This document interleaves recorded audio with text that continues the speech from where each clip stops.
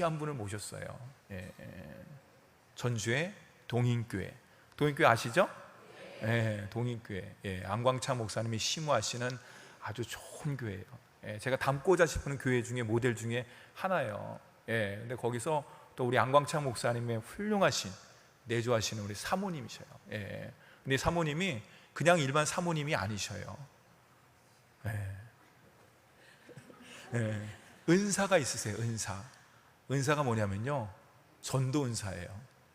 너무 부담을 드리는 거 아닌가요? 말은 제가 편하게 하시라고 얘기를 해내면서 엄청나게 부담 드리는 것 같은데 이해해 주시기 바랍니다.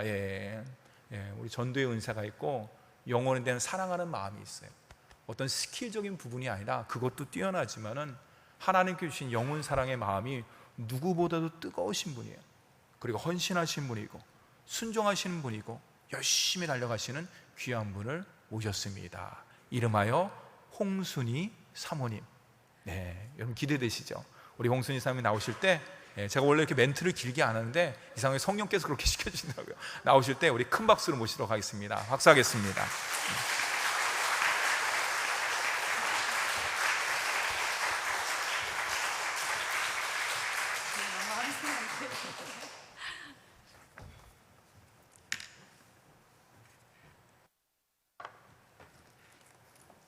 안녕하세요. 전주 동인교회 홍순희 사모입니다. 귀한 분들을 만나게 되어서 정말 하나님께 진심으로 감사를 드립니다.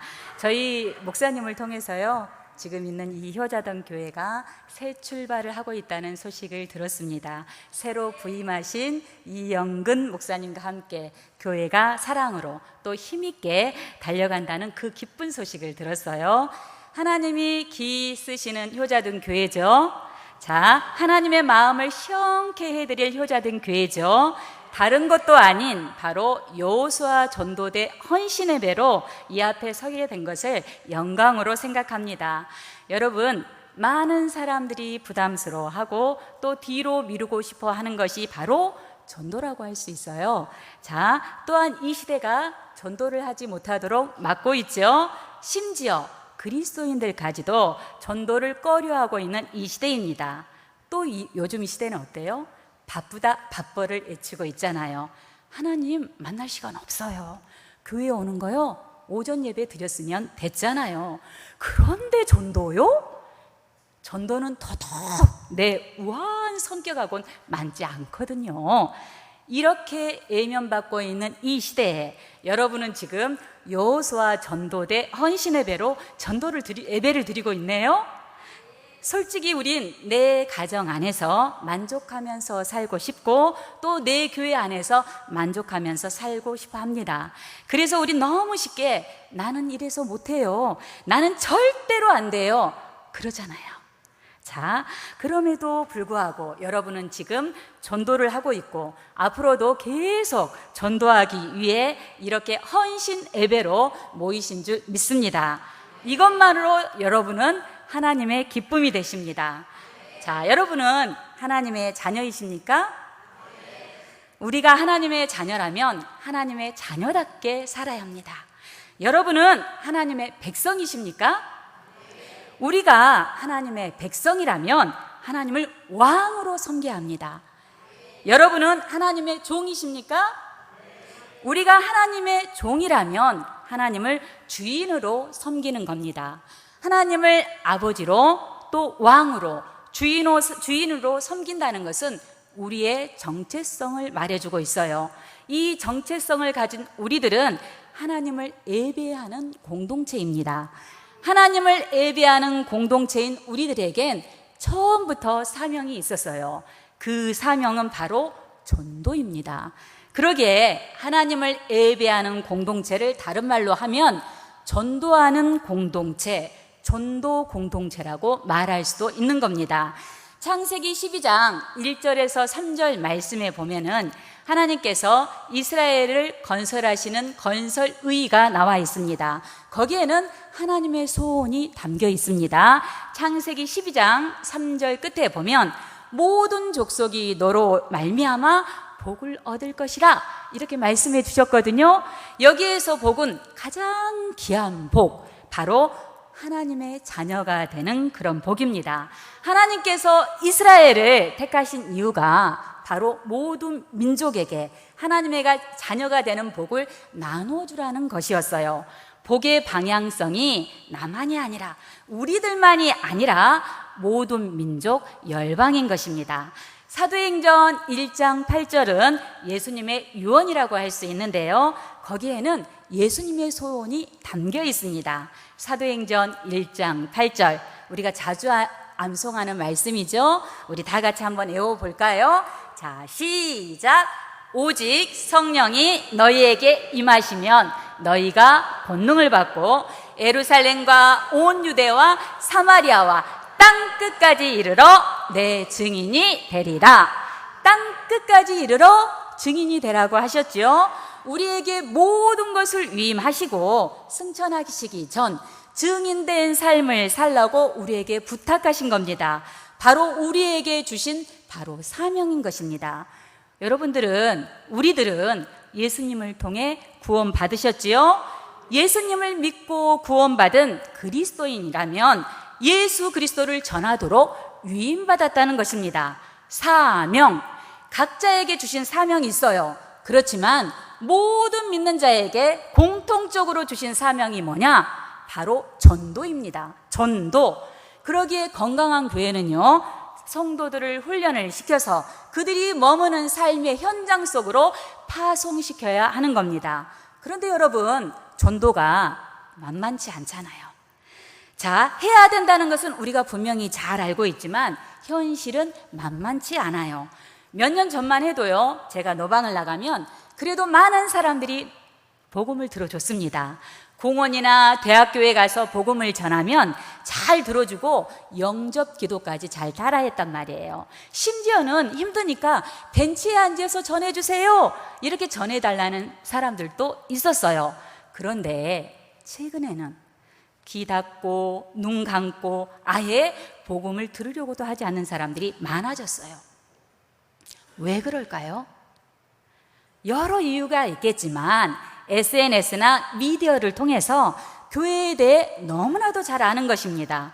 좋은 내용이면 문제가 되지 않는데 그렇지 않은 내용들인 거죠. 교회 안에서 있어서는 안 될 그 비리들을 세상 사람들이 더 잘 알고 있어요. 교회의 안 좋은 모습이 진리이신 예수님을 보지 못하도록 막아버리고 있다는 거죠. 얼굴이 화끈거리지만 그렇다고 우리 교회는 아니거든요, 우리 교회는 절대 그렇지 않거든요, 그럴 수는 없잖아요.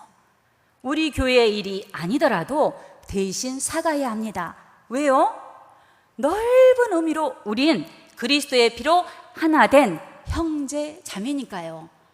하나님이 세우신 교회 대표로 우리는 복음을 전하는 거니까요. 이렇게 복음 전하기가 만만치 않은 세상이 돼버렸습니다. 하지만 그럼에도 불구하고 우린 숨은 곳곳에서 하나님의 손길을 기다리고 있는 사람들이 있다는 것을 놓쳐서는 안 됩니다. 우린 숨은 그림과 같은 그 사람들을 찾아내고 또 찾아가야 하는 겁니다. 자, 사각지대에 놓여서 보이지 않는 사람들은 누구인가? 그 사람들을 우리가 연구하고 또 찾아봐야 하는 겁니다. 자, 제가 섬기는 동인교회는요, 와 보셨을까요? 선앙당이라고 하는 높은 언덕에 있습니다. 동인교회를 섬긴 지 벌써 16년이 돼 가고 있는데요, 처음엔 혼자서 교회 주변을 돌기 시작했습니다. 교회 바로 아래에 도라지 껍질을 벗겨서 파는 집이 있어요. 그 집에 대문을 열고 들어갔습니다. 복음을 전하니까 할아버지께서 동인교회도 여호와의 증인처럼 전도하네요, 그러시는 겁니다. 어쩌면 좋습니까? 이단한테 이 복음 전하는 것을 뺏겨버린 거예요. 하나님께 죄송한 마음이 들었습니다. 그런데 할아버지께서 또 하시는 말씀이, 내 형님이 장로인데 나한테 예수 믿으란 말을 한 번도 한 적이 없다는 것입니다. 주인집 할머니는 지금 사는 것이 지옥인데 천국이 어디 있냐고 반박하시고요. 제가 그 집을 나오면서 하늘을 쳐다봤습니다. 하나님, 사는 것이 지옥이라고 하는데 어떻게 합니까? 하나님, 형님에게 한 번도 예수 믿으란 말을 들은 적이 없대요. 어떻게 합니까? 하나님, 동인교회도 요하의 증인처럼 전도하냐고 하네요. 어떻게 합니까? 그러면서 그 집을 드나들기 시작했고 결국은 그 어르신들이 예수님을 영접하셨습니다. 할아버지는 몇 년 전에 천국에 가셨고요. 할머니는 집사님이 되셔서 지금도 열심히 신앙생활하고 계십니다. 그러면서 전도대가 구성되기 시작했는데요. 오전에는 어떻게 전도할 것인지 훈련을 받고요. 오후에는 대상자를 찾아 현장에 나갑니다. 혼자가 아니라 3명 또는 2명씩 짝지어서 나가고 있어요. 먼저 함께할 팀이 구성이 되면 주변에 믿지 않는 가족, 지인, 이웃들을 우리가 다 적어놓고 공유를 합니다. 그러면서 기도부터 시작을 하는 거예요. 그리고 그분들을 만날 기회를 만들고 찾아가는 거죠. 남자 집사님 한 분은요, 지금은 장로님이 되셨는데요, 직장에 근무하는 그 친구를 찾아가서 복음을 전했는데 그 복음을 들은 그 친구분이 상사였는데 믿지 않는 동료들을 매주마다 소개를 해주시는 거예요. 그리고 어느 권사님은 친구로부터 시작해서 아는 분들이 끊이지 않아요. 그러면서 전도를 하는 것입니다. 여러분, 전도를 하려면요, 인간관계를 잘 맺고 있어야 해요. 아무렇게나 살면서, 마음대로 살면서 예수님 믿으세요 하면 너나 잘 믿으세요 그럴 거 아니에요. 그러겠죠. 전도를 하면 유익한 점이 있는데요, 그 중에 하나가 나의 삶을 점검해 볼 수 있다는 겁니다. 선한 삶, 하나님이 기뻐하시는 그 삶을 살아야겠다는 그 결단이 여기에서 솟아나는 거예요. 그렇게 생겨요. 자, 이렇게 관계 전도를 중심으로 하고 있지만 대상자가 없을 때는 노방을 나가고 있습니다. 저는 교회를 오면서 걸어서 늘 오는데요, 알든 모르든 만나는 모든 주변 분들에게 인사를 먼저 합니다. 자, 그분이 우리 교회에 오시지 않더라도 하나님 백성이 되길 원하는 그 마음으로 안부도 묻고 인사를 하고 있어요. 그렇게 알게 된 동네 분들이 이제는 이웃이 돼가고 있습니다. 이제 출근하시냐면서 먼저 인사도 건네십니다. 또 믿으려면 저렇게 믿어야 해. 서로 주고받는 얘기도 듣기도 하고요. 당신들의 얘기도 저에게 들려주십니다. 예배를 지금 드리는 분들을 제가 쭉 관찰해 봤어요. 그랬더니 여자분들이 훨씬 많네요. 저희 교회도 마찬가지예요. 해산의 교통을 경험하신 분들이 더 많은 것 같습니다. 저는요, 3 아이를 두고 있는 엄마입니다. 첫 아이를 낳으면서 하늘이 노랗다는 것을 제가 경험했어요. 그런 고통을 겪었는데도 3 아이까지 제가 낳은 것은 사랑스러운 아이를 얻는 그 기쁨이 훨씬 더 컸기 때문이죠. 이처럼 가치 있는 것을 얻기 위해서는 고통이 따릅니다. 사람들은요, 당장의 고통을 보는 것이 아니라 아름다운 열매를 소망하기 때문에 고통이 따라도 또 즐거워하는 것이고요. 말씀을 한번 보겠습니다. 오늘 보신 말씀입니다. 갈라디아서 4장 19절입니다.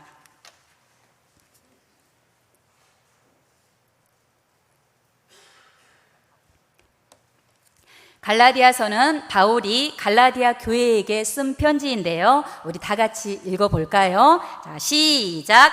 나의 자녀들아, 너희 속에 그리스도의 형상을 이루기까지 다시 너희를 위하여 해산하는 수고를 하노니. 바울이 지금 해산하는 수고를 한다고 하죠? 남잔데요. 그러죠? 자, 바울은 다메섹에서 예수님 만나고 즉시로 변화되어서 복음을 전한 사람입니다. 갈라디아 지역에서 복음을 전하다가 그가 바나바와 함께 1차 선교 여행을 떠나는데요, 1차 선교 여행을 통해서 세워진 교회가 바로 갈라디아 교회였어요. 갈라디아 교회에서 조금만 오른쪽으로 이동을 하면 바울의 고향 길리기아 다소라는 곳이 있습니다. 그런데 이 바울의 1차 선교 여행이 만만치 않았거든요. 갈라디아 지역에서 복음을 전하다가 바울이 돌에 맞아 죽을 뻔했습니다. 온몸에 멍이 들고 숨쉬기조차 힘든 바울이었어요. 그런 상태라면, 저 같으면 옆에 있는 자신의 고향 다소에 가서 잠깐이라도 쉬었을 겁니다. 왜요? 복음 전하다가 죽을 뻔했으니까요. 그런데 우리 바울 선생님은 옆에 있는 자신의 고향이 아니라 다시 턴해서 그 갈라디아 지방을 순회합니다. 왜 그랬을까요? 왜 그 고통 가운데에서도 다시 턴해서 그 갈라디아 지방을 순회했을까요? 바로 갈라디아 교회를 세우기 위해서였어요. 한마디로 목숨 바쳐 세운 교회가 갈라디아 교회입니다. 이렇게 세워진 갈라디아 교회이기에 너희 속에 지금 그리스도의 형상을 이루기까지 너희를 위하여 해산하는 수고를 했다고 지금 말하고 있는 거죠. 이 말은 한 영혼을 주께로 돌아오게 하는 일, 한 영혼이 하나님 앞에 서게 하는 일은 해산하는 수고와 같다는 것입니다. 여러분, 전도하려면 내 시간을 드려야 하지요. 내 정성과 물질도 드려야 합니다. 전도하려면 수고와 희생이 따를 수밖에 없어요. 그렇지만 그 열매는 무엇과도 바꿀 수 없는 고귀한 것이 되죠. 함께 열심히 전도했던 장로님 부부는 내 인생을 뒤돌아보니까 그때 전도하러 다니던 그때가 내 인생에서 가장 빛난 날이었다고 고백도 하십니다. 하나님이 주신 선물은 세상에 썩어질 것과는 비교할 것 없는 그 값진 것이라는 것을 알고 계시는 거죠. 우리가 할 일, 마땅히 해야 할 일, 그 일은 바로 전도입니다. 우리가 순종하고 나아가면 하나님의 구원의 역사에 우리가 동참하게 되는 거예요. 그 역사에 동참하게 되면 하나님은 우리에게 많은 간증들을 경험하게 하십니다. 저도 살아있는 간증들을 경험하였는데요. 다 나눌 수는 없겠죠. 몇 가지만 얘기하려고 합니다. 저희 교회 바로 집사님 남편 얘기입니다. 집사님이 이렇게 예수 믿는 그런 집에서 사셨지만 믿지 않는 남편을 만나면서 신앙생활을 성실하게 하지 못하셨어요. 그러다가 나이도 들고 또 몸도 안 좋아지면서 아예 교회를 나오지 못하게 됐습니다. 예배를 드리지 못하니까 믿음도 점검해 드리고 믿지 않는 남편도 만나기 위해 그 집을 드나들기 시작했어요. 믿지 않는 남편분과 이렇게 기회가 주어질 때마다 복음을 전하지만 그 뼛속까지 굳어버린 그 유교적인 세계관을 깨기가 쉽지 않더라고요. 그런데 그 남편분이 아내가 나오면 교회에 나오겠다는 것입니다. 그렇게 조건을 거시는 거예요. 70대 집사님이셨어요. 여기저기 아프신 분이에요. 회복되기 어려운 상황입니다. 말도 안 되는 소원 같았지만 아내를 사랑하는 그 어르신의 마음을 읽고 변함없이 그 집을 드나들면서 기도해 드렸어요. 끝내 그 집사님은 돌아가셨습니다. 그렇게 혼자 남게 된 어르신이 이제는 아들 내애랑 소곡으로 이사를 가신다는 거예요. 저희 교회가 아중리에 있잖아요. 아들이 늘 효자라고 자랑하셨거든요. 이젠 정말 힘들겠구나. 교회 바로 아래 살아도 교회 나오지 않으셨는데 여기까지인가 보다. 서운한 마음, 안타까운 마음이 들었지만은 그래도 우리 할 일은 한 거야. 그런 마음을 가지고 정리를 했습니다. 그러면서 소곡으로 이사를 가셨는데요. 그런데 놀라운 일이 생겼습니다. 5분 거리에 사셨던 어르신이 끝내 교회에 나오지 않으셨어요. 그런데 소곡으로 이사 간 그 주에 교회에 나오신 것입니다. 깜짝 놀랐습니다. 그것도요, 혼자가 아니라 신앙생활을 쉬고 있던 아들까지 데리고 왔어요. 아들 내외 손자, 손녀, 그리고 어르신까지. 며느리에게 들으니까 가까운 교회에 얘기를 했더니 동행교회로 가야 한다고 그렇게 주장하시면서 아버님 때문에 왔다는 것입니다. 멀리서 오니 그 효자인 아들이 당연히 모시고 와야겠죠. 이제는 90을 바라보는 연세가 되셨지만 지금도 변함없이, 오늘도 변함없이 성실하게 자녀들을 데리고 나오십니다. 안내를 서고 있는 저와 함께 매주마다 눈도장을 찍고 있어요. 하나님의 방법은 놀랍지 않습니까?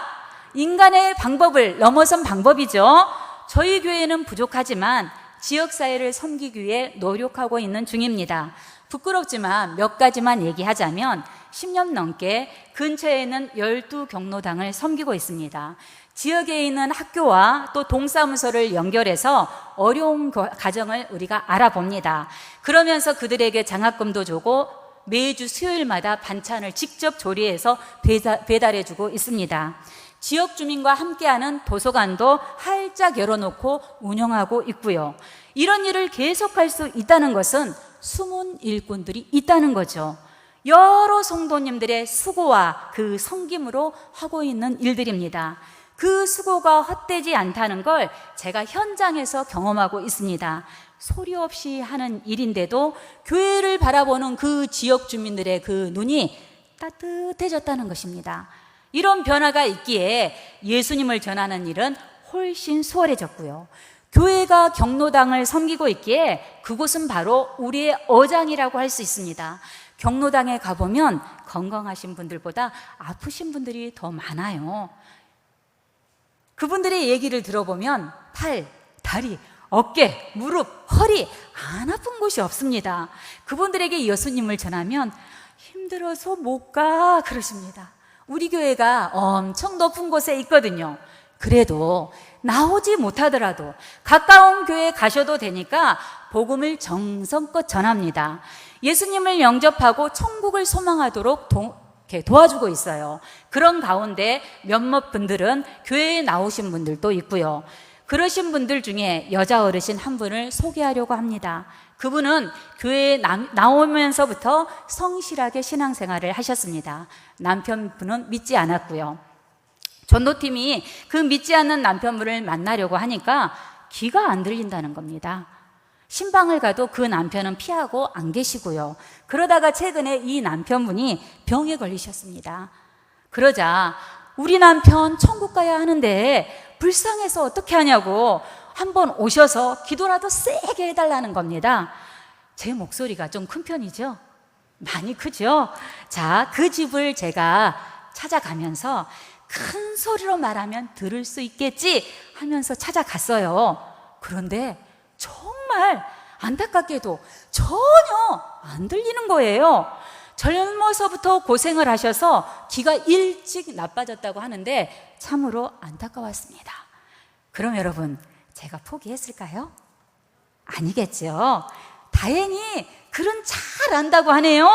저는 종이를 달라고 했습니다.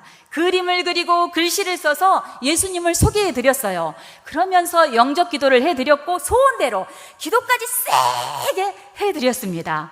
집으로 돌아와 그분을 위해 복음의 내용을 타자로 쳤어요. 글씨는 당연히 훨씬 커야겠죠. 하나님이 어떤 분이신지, 예수님이 어떤 분이신지, 그러면서 영접 기도까지 따라할 수 있도록 그 내용들을 다 작성했어요. 세 부를 복사해 주었는데요. 하나는 집에, 하나는 병원 계실 때, 하나는 비상용으로 갖고 계시면서 늘 읽고 또 기도하시라고 했습니다. 그러고 나서 한 달쯤 지났는데요. 그 집에서 추도 예배를 드려주라는 거예요. 늘 입버릇처럼 이 여집사님께서 남편 돌아가시면 그때부터 제사 없애고 예배 드리겠다고 했던 그런 분이셨거든요. 그런데 아직 남편이 살아있잖아요. 남편이 살아있는데 추도 예배를 드려달라는 것입니다. 남편이 예수님 영접했으니 지금부터는 제사 안 지내시겠다는 그 결단인 거죠. 가보니 형제이가 좋은 것 같습니다. 형님네, 동선네 그 가족들이 다 모여 있더라고요. 그러면서 예배를 드렸는데요. 이 들리지 않는 이 남편 어르신을 향해서 제가 엄지를 척 하고 올려드렸습니다. 어르신 잘하셨습니다. 하나님께서 우리 어르신을 최고로 기뻐하십니다. 하나님의 이 구원의 역사는 이렇게 복음의 현장에서, 전도의 현장에서 지금도 계속 꾸준히 이루어지고 있습니다. 이번에는 젊은 여집사님 얘기를 해드리겠습니다. 그 여집사님이 올봄에 자신의 지인에게 복음을 전했어요. 그 지인의 여동생이 마침 교회를 찾고 있었고요. 복음을 들은 그 지인이 자신은 교회에 나오지 않으면서 그 여동생에게 동인교회를 소개한 겁니다. 그러면서 그 여동생이 집도 먼데 그 수요일 밤에 그 높은 언덕을 올라 교회를 찾아왔습니다. 주일날 가족들을 데리고 예배를 몇 주 드리더니 등록을 했는데요. 시어머니 오셨어요. 남편 오셨어요. 자녀가 4명이더라고요. 대단하죠? 그런데 거기서 끝나지 않았습니다. 몇 달 뒤 복음을 들었던 그 지인의 가족까지 다 와서 등록을 했어요. 아주 열심히 지금 성실하게 나오고 있습니다. 여러분, 그렇다고 우리가 전도하러 나갔다 하면 항상 기쁜 소식만 있는 것은 아니겠죠? 거절당하는 경우가 훨씬 많습니다. 그래도 좋습니다. 그분들의 모습이 바로 내 모습이니까요. 예수님 모르면 그럴 수 있다는 걸 배우는 시간이니까요. 더 중요한 건 씨앗을 뿌리는 시기이기도 하니까요. 그렇게 씨앗을 뿌려야 거둘 수 있는 때도 있을 거 아닙니까? 그런데 여러분, 실패해도 전도를 나가 열매가 없어도 우리 하나님은 우리의 수고를 기억해 주시는 거 아시지요? 영원 사랑하는 그 마음을 가지고 우리가 현장을 갔다 오면 하나님은 우리를 토닥토닥 힘을 주십니다. 주일날 생각지도 못한 새로운 분들을 보내주시거든요. 하나님이 일하신 것입니다. 하지만 전도팀이 전도하지 않고 입 꼭 다물고 있어 보세요. 방학 때는요, 그 새롭게 왔던 그 새신자들도 보이지 않아요. 우리 하나님은 분명히 영혼을 사랑하는 교회로 인도하시는 것입니다. 영혼 사랑하는 교회로 하나님은 그 자신의 천하보다도 귀한 영혼을 보내주시는 거죠. 전도를 하면 할수록 느끼는 것은 전도가 하나의 행사로 끝나서는 안 된다는 것입니다. 보여주기식 안 된다는 거예요. 믿지 않는 영혼을 위해 해산하는 수고가 필요한데 그 일은